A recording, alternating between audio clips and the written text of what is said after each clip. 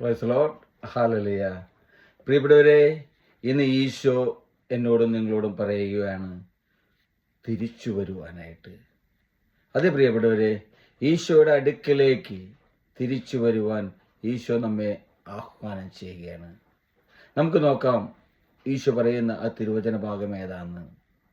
Joel പ്രവാചകന്റെ പുസ്തകം 2:12 തിരുവചനത്തിലൂടെ പറയുന്നത് എങ്ങനെയാണ്? കർത്താവ് അരുളിച്ചെയ്യുന്നു, ഇപ്പോഴെങ്കിലും ഉപവാസത്തോടും നെടുവീർപ്പോടും വിലാപത്തോടും കൂടെ നിങ്ങൾ പൂർണ്ണ ഹൃദയത്തോടെ എൻ്റെ അടുക്കിലേക്ക് തിരിച്ചു വരുവിനെന്ന്. പ്രിയപ്പെട്ടവരെ, ഓർക്കുക, ഈശോ പറയുകയാണ് ഇപ്പോഴെങ്കിലും. അതാണ് പ്രിയപ്പെട്ടവരെ, ഇതാണ് സമയം.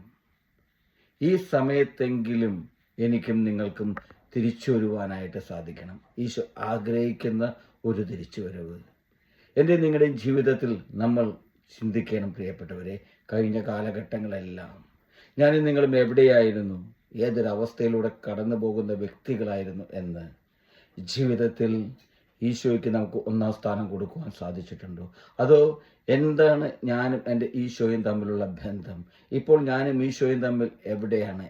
ഞങ്ങൾ ആ സ്നേഹബന്ധത്തിൽ മാറ്റം സംഭവിച്ചിട്ടുണ്ടോ? അല്ലെങ്കിൽ അതിൽ കുറവ് സംഭവിച്ചിട്ടുണ്ടോ? ഒരു കണക്ഷൻ, ഈശോയും ഞാനുമായിട്ടുള്ള കണക്ഷൻ, ആ ഒരു ബന്ധം നഷ്ടപ്പെട്ടിട്ടുണ്ടോ? അതാണ് പ്രിയപ്പെട്ടവരെ തിരിച്ചറിയേണ്ടത്.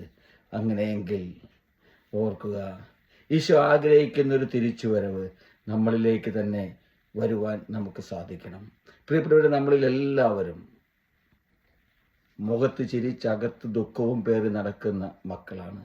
പ്രിയപ്പെട്ടവരെ, ഈ മുഖത്ത് കാണുന്ന പ്രകാശം അകത്തും ഉണ്ടാകുവാനായിട്ട് അതാണ് ഈശോ ആഗ്രഹിക്കുന്നത്.